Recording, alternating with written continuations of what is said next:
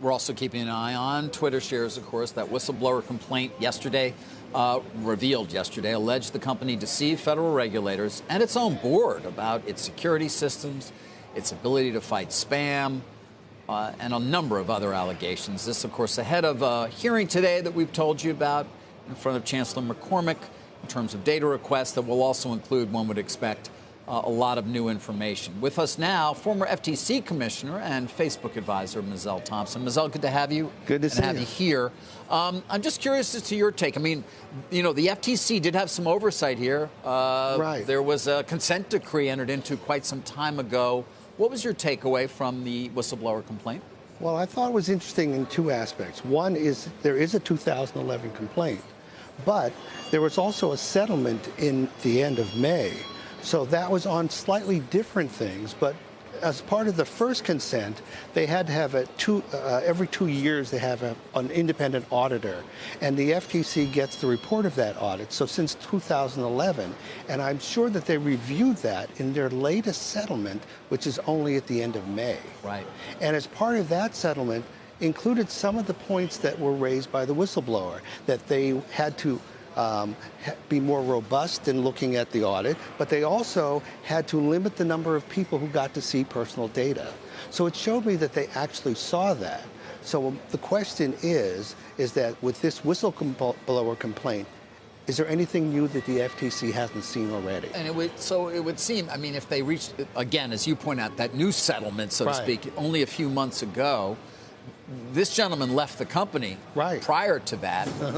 Hard to know, but can we come to any conclusions, perhaps, that the FTC knows everything that he's already told them? It's possible. It is possible. What I thought was the more interesting thing is what he's put in front of the securities regulators, in the sense that maybe not so much for Mr. Musk's purposes, but is he alleging that the company engaged in this broader fraud scheme to defraud investors by putting out misleading information?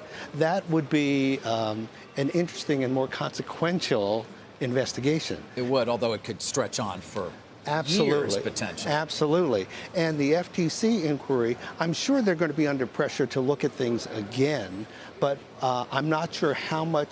They've been pretty aggressive so far with regard to the tech industry, so that if you have something at the end of May and this complaint was filed at the beginning of July, I'm not sure how much new information is there. So they had a chance to look at it. Right. It's interesting to see what turn they'll take. Yeah. What should consumers make of the FTC and its oversight, though? You know, are we to believe that they really are in there actually making sure things make sense? Well, that's where the pressure is going to come, is that what have they been doing with these audits every other year, and whether there's an accurate picture of what that audit looks like. It also says something about the person who's pointing the finger, too, because he was there for a couple of years, so he was responsible for what was produced. So the question is, are they going to put the reset button and they're going to look at this again? Right. That's definitely was Twitter's view, that he was accountable for the work that he's now criticizing. Others are asking, what is the role or the legacy of a whistleblower now in the wake of Frances Haugen and Facebook, do you think? Well, I don't know. I mean, the whistleblower statute is a very interesting statute because it provides some upside for the whistleblower. And you can't look at this without looking at the timing of it, because he left in January. He had a long time to raise this complaint, and then he files it in July, but he goes public with it right before the hearing. But just because you can question his motives doesn't necessarily mean there's not a problem there. That's what you have to look at. Although, as you point out, the timing, we're all trying to figure that out. Right. Obviously, there are a lot of reporters involved in this story, a very good story, but nonetheless, this judge today is going to have to make a decision as to whether these are areas of inquiry that are worth going into or delving deeper into. The claims he made, though, in the complaint are not really centered on bots, which is at the center of course, the difference of opinion, so to speak, that Musk and Twitter have. Well, yes, but I think the only way that you can get over the bot question is to actually alleged that there's some broader fraud that the court should look at. And what I thought was interesting about the whistleblower complaint, they talked about the CEO and the senior management having led some misleading documents, et cetera.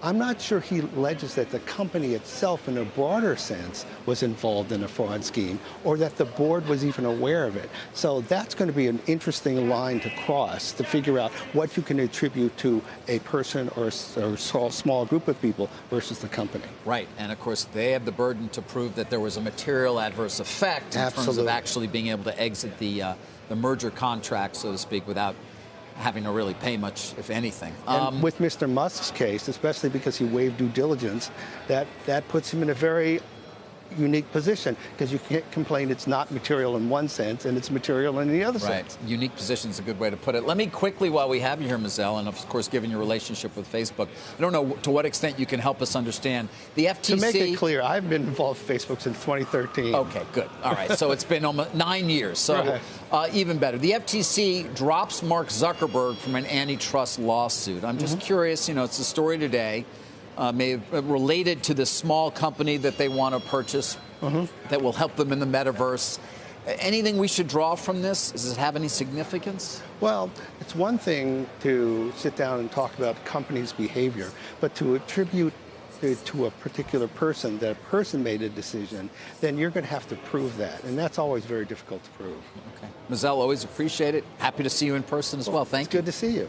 Mizell Thompson. Thanks.